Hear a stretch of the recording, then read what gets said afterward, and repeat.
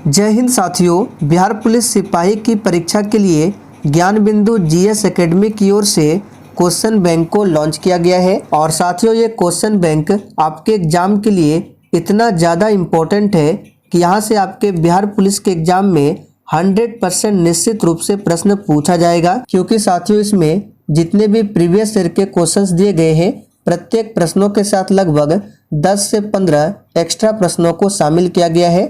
इसलिए ज्ञान बिंदु जीएस एकेडमी का ये क्वेश्चन बैंक आपके एग्जाम के लिए काफ़ी ज़्यादा इम्पोर्टेंट है। तो चलिए इसी के साथ आज के सेशन को स्टार्ट करते हैं। तो फटाफट से आप सभी लाइव में जुड़ जाइए। सभी को गुड इवनिंग, गुड इवनिंग। तो साथियों, पहला प्रश्न आपके सामने है, गुरु का स्त्रीलिंग रूप बनाने वाला प्रत्यय कौन सा है? तो साथियों, यहाँ पर पहले प्रश्न का सही जवाब है सी ऑप्शन, आइन। देखिए, गुरु शब्द का स्त्रीलिंग रूप बनाने के लिए आइन प्रत्यय जोड़ा जाता है। तो इस प्रकार गुरु में अगर आइन प्रत्यय को जोड़ा जाएगा तो ये क्या बनेगा? गुरुआइन। अब यहाँ पर देखिए, आइन प्रत्यय से बनने वाले शब्द दिए गए हैं। जैसे ठाकुर में आइन को जोड़ा जाएगा तो ये बनेगा ठकुराइन। पंडित में आइन को जोड़ा जाएगा तो ये बनेगा पंडिताइन। और देखिए, यहाँ पे आनी प्रत्यय से बनने वाले शब्द दिए गए हैं। नीचे देखिए, इन्हीं प्रत्यय से बनने वाले शब्द हैं। और यहाँ पे अन्य महत्वपूर्ण प्रत्यय से बनने वाले शब्द दिए गए हैं जो आपके एग्जाम में पूछे जा सकते हैं। तो आप लोग वीडियो को रोककर अच्छे से सभी को देख लीजिए। देखिए, दूसरा प्रश्न है, आ बैल खाली स्थान अपूर्ण लोकोक्ति को सही अंश कीजिए। तो देखिए, आ बैल यहाँ पे क्या होगा? मुझे मार। तो यहाँ पर सी ऑप्शन आपका सही जवाब है। तीसरा प्रश्न है, यह लड़की बहुत सुंदर है, वाक्य में लड़की शब्द क्या है? तो देखिए, अगर ऑप्शन में संज्ञा रहता तो आपका आंसर क्या होता? संज्ञा। क्योंकि लड़की क्या है? तो ये एक संज्ञा का प्रकार है। लेकिन यहाँ पे आंसर जो हो जाएगा पद हो जाएगा। देखिए, यह लड़की बहुत सुंदर है, वाक्य में लड़की शब्द क्या है? पद है। अब देखिए, पद किसे कहते हैं? यहाँ पे व्याख्या किया गया है, जब शब्द वाक्य में प्रयोग हो जाता है तब उसे पद कहते हैं। लड़की एक सार्थक शब्द है, लेकिन इसका प्रयोग वाक्य में पद के रूप में किया गया है। तो याद रखिएगा, लड़की क्या है? यहाँ पर पद है। चलिए आगे बढ़ते हैं। चौथा नंबर है, इनमें संबोधन कारक का शुद्ध रूप क्या है? बिल्कुल टॉप लेवल का प्रश्न दिया गया है। और साथियों, आप सभी पूरा सेशन को देखें। तो यहाँ पर चौथे प्रश्न का सही आंसर है भाइयों और बहनों। देखिए, ऐसे तो सभी ऑप्शन में भाइयों और बहनों दिया गया है, लेकिन यहाँ पे संबोधन के लिए सबसे शुद्ध रूप है भाइयों। यहाँ पे ध्यान से देखिए, यहाँ पे बिंदी है भाइयों में और बहनों में भी बिंदी है। तो इस प्रकार से सबसे शुद्ध रूप क्या है? भाइयों और बहनों। चलिए आगे बढ़ते हैं। नि उपसर्ग से बने शब्दों का सही समूह कौन सा है? तो इसका सही जवाब देखिए, सी ऑप्शन दिया हुआ है, निरोध, निवारण, नियुक्त, निबंध। ये सभी नि उपसर्ग से बने शब्द है। चलिए, और भी इम्पोर्टेंट यहाँ पे दिया गया है अन्य उपसर्गों से बनने वाले शब्द, इसको अच्छे से देख लीजिए। चलिए आगे देखते हैं 6 नंबर से। अंशुमाला समास का विग्रह सहित भेद है। तो साथियों, अंशुमाला समास का विग्रह सहित भेद क्या है? तो याद रखिएगा, अंशु है माला जिसकी सूर्य, अर्थात क्या होता है? सूर्य, यानी कि बहुव्रीहि समास है। अंशु माला का समास विग्रह क्या होगा? अंशु है माला जिसकी, अर्थात सूर्य। ये बहुव्रीहि समास का उदाहरण है। अब यहाँ पे देखिए, व्याख्या किया गया है, आप लोग पढ़ सकते हैं। आगे देखिए, धात्री प्लस अंश और नौ प्लस इक की सही संध्या क्या होगी? तो साथियों, धात्री में जब अंश को जोड़ेंगे ये बनेगा क्या? तो याद देखिए, यहाँ पे ये घात्री है, ठीक है, धात्री नहीं। घात्री में जब अंश को जोड़ेंगे तो ये घात्रांश बनेगा और नौ धन इक बनेगा नाविक। तो यहाँ पहला ऑप्शन आपका सही जवाब है, ध्यान रखेंगे। और भी यहाँ महत्वपूर्ण संज्ञा दिया गया है जो आपके एग्जाम में पूछे जा सकते हैं। जैसे दू जोड़ कर्म दुष्कर्म, दुह जोड़ ख दुख, पयह जोड़ द पयोद। इन सभी को अच्छे से देख लीजिए। चलिए आगे देखते हैं। सरस्वती सम्मान पुरस्कार किस क्षेत्र में विशिष्ट कार्य के लिए दिया जाता है? वेरी इंपॉर्टेंट प्रश्न है, इसको आप सभी स्टार मार्क कर लीजिए। तो साथियों ये सरस्वती सम्मान पुरस्कार साहित्य के क्षेत्र में विशिष्ट कार्य के लिए दिया जाता है, ध्यान रखेंगे। चलिए आगे बढ़ते हैं। अब देखिए यहाँ पर व्यास सम्मान भी दिया गया है और ज्ञानपीठ पुरस्कार भी दिया गया है, तो ये इंपॉर्टेंट आपके एग्जाम के लिए है, इसे देख लीजिए। सरस्वती सम्मान 32वां 2022 में किसे मिला है? तो शिव शंकरी को, याद रखिएगा। उनकी कृति किसके लिए? तो सूर्यवंशम के लिए दिया गया है। शिव शंकरी को सरस्वती सम्मान 2022। व्यास सम्मान पूछे 2022 किसे दिया गया है? तो ज्ञान चतुर्वेदी, किस कृति के लिए? तो पागल खाना के लिए। और बिहारी पुरस्कार 32वां 2022 किसे मिला है? तो डॉक्टर माधव हाड़ा को, याद रखिएगा। ये सभी प्रश्न आपके एग्जाम के लिए वेरी इंपॉर्टेंट है। ज्ञानपीठ पुरस्कार 57वां ये 2022 में मिला है कोंकणी उपन्यासकार दामोदर मौजो को। ये सभी प्रश्न आपके एग्जाम के लिए काफ़ी ज़्यादा इंपॉर्टेंट है। आगे देखिए, यहाँ से इंग्लिश के प्रश्न है। One of these is not singular, यानी कि बताना है इन चारों ऑप्शन में से कौन सा सिंगुलर नहीं है। तो देखिए बुक क्या है? सिंगुलर है, क्योंकि बुक का प्लूरल क्या बनता है? बुक्स। यहाँ पे देखिए दिया गया है। डाटा क्या है? तो याद रखिएगा डाटा जो है ये सिंगुलर नहीं है, ये प्लूरल है, याद रखिएगा। बाकी इकोनॉमिक्स ये सिंगुलर है। और माउस की बात करें तो ये भी सिंगुलर है, माउस का प्लूरल क्या बनता है? माइस। लेकिन डाटा जो है ये क्या है? सिंगुलर, प्लूरल है, लेकिन इसका सिंगुलर क्या बनता है? तो डेटम। सही से देख लीजिए, डाटा का सिंगुलर होता है डेटम, और डाटा क्या है? खुद प्लूरल है। आगे देखिए, fill in the blank with the correct option. यहाँ पे दिया गया है of Kartik and Urmila the खाली स्थान is a more versatile singer. तो यहाँ पर जो आंसर हो जाएगा आपका लेटर हो जाएगा। अब लेटर क्यों होगा आप लोग यहाँ पर पढ़ सकते हैं वीडियो को रोककर। चलिए आगे देखिए, चूज द करेक्ट सेंटेंस। तो यहाँ पे सबसे करेक्ट सेंटेंस हो जाएगा आपका सी ऑप्शन। 12 का आंसर क्या हो जाएगा? देखिए इसका हो जाएगा वाज रनिंग। चलिए हम लोग जीके जीएस के प्रश्नों को फोकस करेंगे। ये भी इंग्लिश के प्रश्न है। Which of these is a feminine gender of blond. इसका आपको बताना है क्या फेमिनिन जेंडर क्या होगा। तो इसका फेमिनिन जेंडर यहाँ पे देखिए दिया गया है, इसका आंसर हो जाएगा बी ऑप्शन। 14 नंबर में चूज द करेक्ट सेंटेंस, इसका आंसर हो जाएगा B option. Mohan is the tallest student in the class, ये सबसे सटीक आंसर है, यानी करेक्ट आंसर है। 15 नंबर में देखिए something is wrong with one of this singular plural sets, यानी कि ये सिंगुलर प्लूरल का जोड़ा दिया हुआ है, इनमें से कौन सा गलत है? तो ये बी ऑप्शन जो है ये गलत है। अब क्यों गलत है आप लोग यहाँ पे पढ़ सकते हैं, डिस्कशन किया गया है। चलिए अब यहाँ से हम लोग देखते हैं जीके जीएस के प्रश्न है।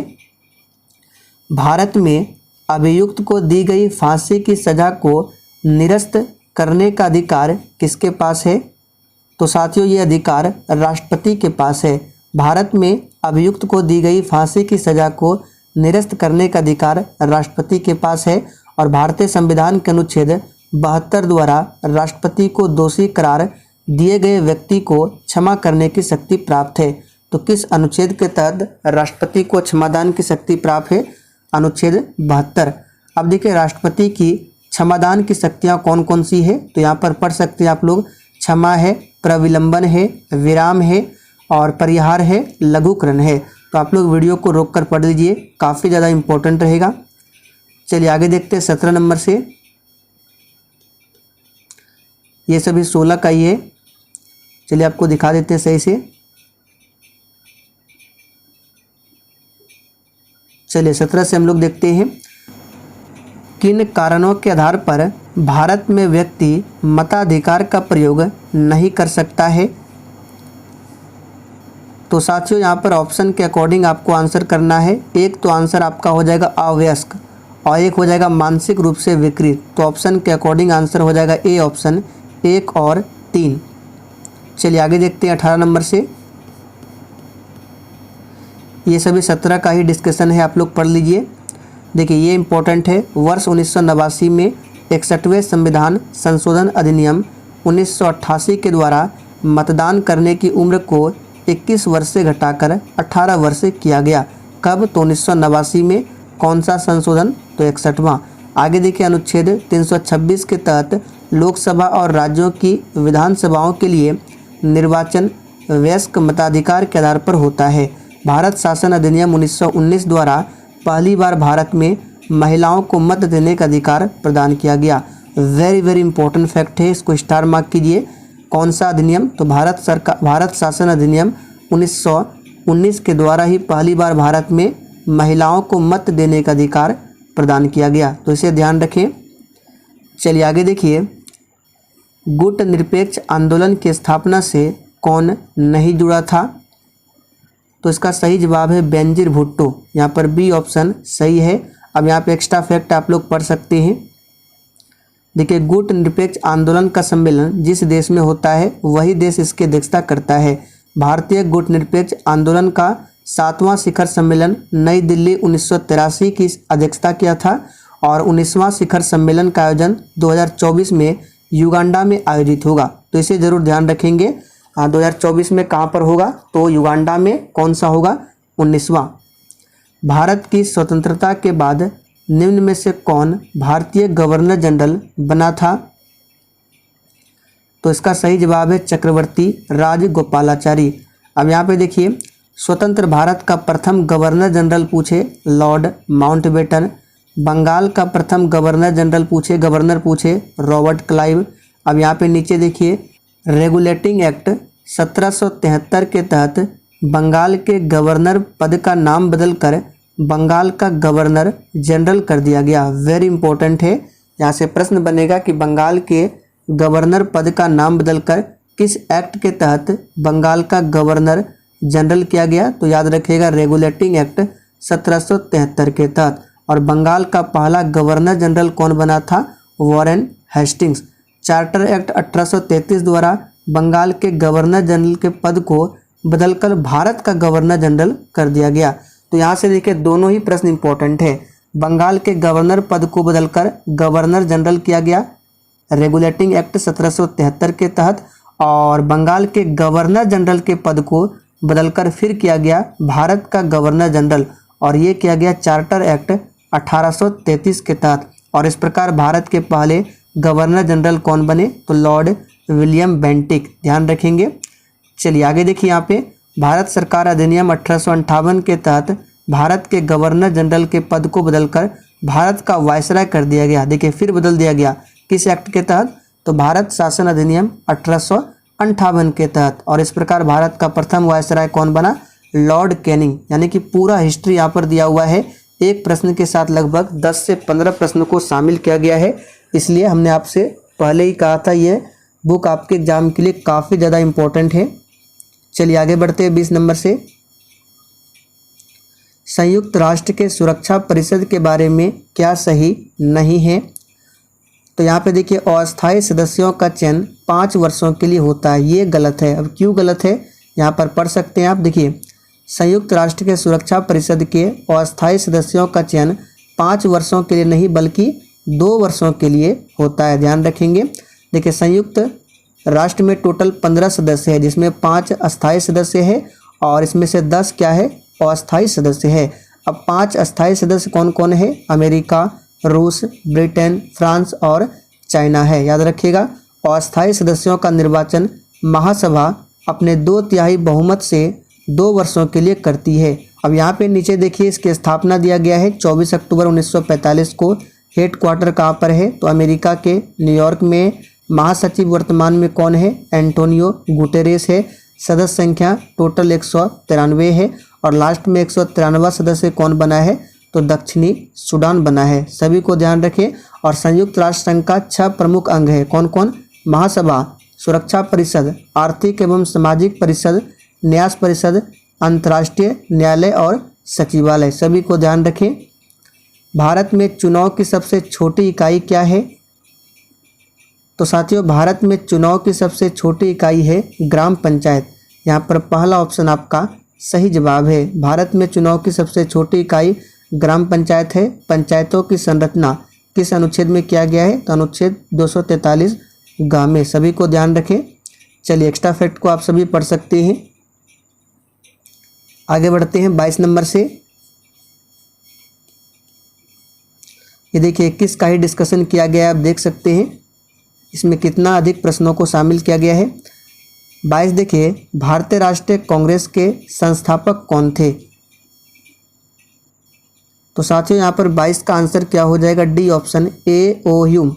अब भारतीय राष्ट्रीय कांग्रेस का पूरा इतिहास यहाँ पे दिया गया है, आप लोग पढ़ सकते हैं। देखिए ये इम्पोर्टेंट है। बम्बई के पहले अधिवेशन में भाग लेने वाले सदस्यों की संख्या कितनी थी, 72, और सर्वाधिक सदस्य बम्बई प्रांत से थे, 38 सदस्य थे। प्रथम अधिवेशन के अध्यक्ष कौन थे, व्योमेश चंद्र बनर्जी तथा महासचिव AO ह्यूम थे। और भी एक्स्ट्रा फैक्ट दिया गया होगा। देखिए ये सभी प्रश्न संख्या 22 का ही डिस्कशन है। आगे देखिए, वर्ष 2011 की जनगणना के अनुसार महिलाओं में साक्षरता प्रतिशत लगभग कितनी है, तो इसका सही जवाब है 65%, याद रखिएगा। अब देखिए 2011 की जनगणना के अनुसार महिलाओं में साक्षरता प्रतिशत 65.4% है। 2011 की जनगणना के अनुसार देश में साक्षरता 74.04% है। 2011 की जनगणना के अनुसार पुरुष साक्षरता 82.14% है। ग्रामीण क्षेत्र में न्यूनतम साक्षरता वाला राज्य आंध्र प्रदेश है। शहरी क्षेत्र में न्यूनतम साक्षरता वाला राज्य उत्तर प्रदेश है। ग्रामीण क्षेत्र में सर्वाधिक साक्षरता वाला राज्य केरल है। सभी को पढ़ लीजिए एक बार आप सभी। चलिए आगे देखिए, सांप्रदायिकता का अर्थ क्या है, तो साथियों यहाँ पर 24 का सही जवाब है धर्म के आधार पर सामाजिक विभाजन, ये सांप्रदायिकता का अर्थ है। चलिए पूरा डिस्कशन किया गया, आप लोग पढ़ सकते हैं। यहाँ पे नीचे देखिए और भी डिस्कशन है। 25 नंबर देखिए, 42वें संवैधानिक संशोधन द्वारा भारतीय संविधान की प्रस्तावना में निम्नलिखित विशेषता जोड़ी गई थी। तो ये तो बहुत ही सिंपल है, धर्मनिरपेक्षता। देखिए 3 शब्दों को जोड़ा गया था। कौन कौन से 3 शब्द हैं, समाजवादी, पंथ निरपेक्ष और अखंडता। 1976 में 42वां संशोधन। यहाँ पे पूरा डिस्कशन है, पढ़ सकते हैं आप। बांग्लादेश एक स्वतंत्र राष्ट्र कब बना। जिस भी प्रश्न के डिस्कशन को आपको पढ़ना हो तो आप लोग वीडियो को रोक लीजिए। और साथियों सेशन अगर आपको थोड़ा बहुत भी पसंद आ रहा हो तो आप सभी सेशन को दिल से एक बार ज़रूर लाइक कर दीजिए। तो बांग्लादेश एक स्वतंत्र राष्ट्र कब बना था, तो 1971 में बना था। अब यहाँ पे देखिए बांग्लादेश के बारे में पूरा डिस्कस किया गया है, पढ़ सकते हैं आप लोग।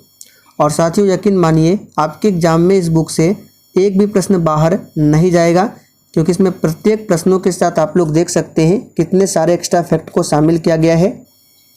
चलिए आगे देखते हैं 27 नंबर से, नगर निगम के अध्यक्ष कौन होते हैं। तो साथियों महापौर नगर निगम के अध्यक्ष होते हैं। आप लोग पढ़ लीजिए, पूरा डिस्कशन है महापौर के बारे में। संविधान में कितने वर्ष तक के बच्चों के लिए निःशुल्क एवं अनिवार्य शिक्षा की व्यवस्था की गई है, तो साथियों 6 से 14 वर्ष तक के बच्चों के लिए। अब इसके बारे में आप लोग पढ़ सकते हैं, पूरा दिया गया डिस्कशन। देखिए सर्वोच्च न्यायालय ने मोहिनी जैन के मामले में शिक्षा के अधिकार को अनुच्छेद 21 के तहत एक मूल अधिकार घोषित किया था। संसद ने 86वें संविधान संशोधन अधिनियम 2002 द्वारा अनुच्छेद 21 क के तहत शिक्षा के अधिकार को मौलिक अधिकार का दर्जा दिया था। अब यहाँ पे अनुच्छेद 21 क के अनुसार क्या है, तो 6 से 14 वर्ष की आयु के सभी बालकों के लिए निःशुल्क और अनिवार्य शिक्षा का उपबंध करेगा। इस अधिकार को 1 अप्रैल 2010 से प्रभावी किया गया। वेरी इंपॉर्टेंट प्रश्न है। चलिए आगे बढ़ते हैं 29 नंबर से, वास्को डी गामा यात्री था। तो साथियों वास्को डी गामा जो है ये आप सभी जानते हैं पुर्तगाल का यात्री था। इसके बारे में आप सभी पढ़ सकते हैं यहाँ पर।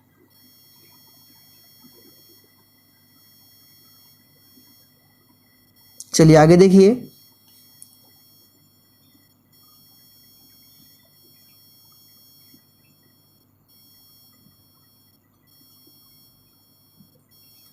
प्रागैतिहासिक काल का अर्थ क्या है, तो साथियों वह समय जिसका कोई ऐतिहासिक लिखित ब्यौरा न हो उसे ही कहा जाता है प्रागैतिहासिक काल।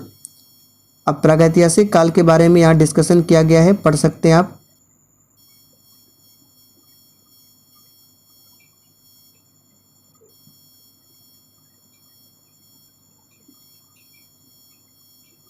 चलिए आगे बढ़ते हैं।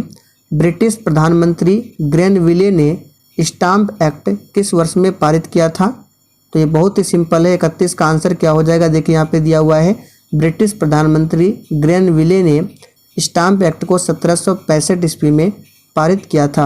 अब इसके बारे में देखिए डिस्कशन किया गया है, स्टाम्प एक्ट क्या है। आगे देखिए रॉलेट एक्ट कब पारित हुआ था? तो 1919 में रॉलेट एक्ट को पारित किया गया था। रॉलेट एक्ट को ही काला कानून कहा जाता है।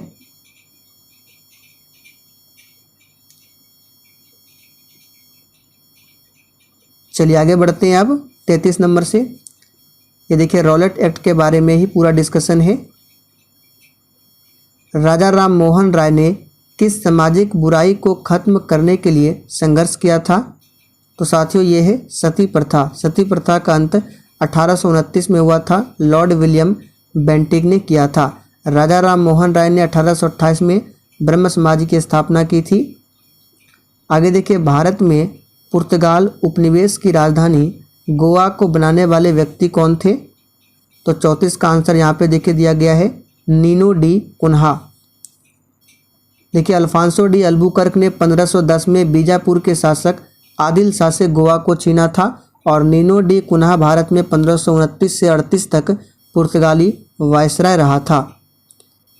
अंग्रेजी सरकार द्वारा किस ईस्वी में सूती वस्त्रों पर आयात कर को हटा लिया गया था? तो याद रखिएगा 1882 में। यहाँ पर सी ऑप्शन आपका सही जवाब है, 1882 में। देखिए साथियों इस क्वेश्चन बैंक में जितने भी प्रश्न है, सभी प्रश्नों के साथ जितने भी एक्स्ट्रा फैक्ट है एग्जाम के लिए बहुत ही ज़्यादा इम्पोर्टेंट है, इसलिए एक्स्ट्रा फैक्ट को छोड़ नहीं सकते हैं। तो देखिए एक काम करते हैं, ये जो PDF है मैं आपको टेलीग्राम पर दे देता हूँ, वहाँ पर जाकर आप इस PDF से रिवीजन कर सकते हैं और इसमें जितने भी क्वेश्चंस हैं सभी क्वेश्चंस को मैं PDF में टाइप करके आपको क्यूज करा देता हूँ। तो आप लोग क्या कीजिएगा, PDF से पहले रिवीजन करना है आपको, फिर क्यूज भी लगाना है। तो चलिए आज के लिए इतना ही। इसका PDF आपको टेलीग्राम पर मिल जाएगा। टेलीग्राम का लिंक इसी वीडियो के नीचे डिस्क्रिप्शन बॉक्स में है। तो कल से हम लोग क्या करेंगे, क्वेश्चन बैंक के प्रश्नों का ओनली क्यूज करेंगे। PDF टेलीग्राम पर मिलेगा।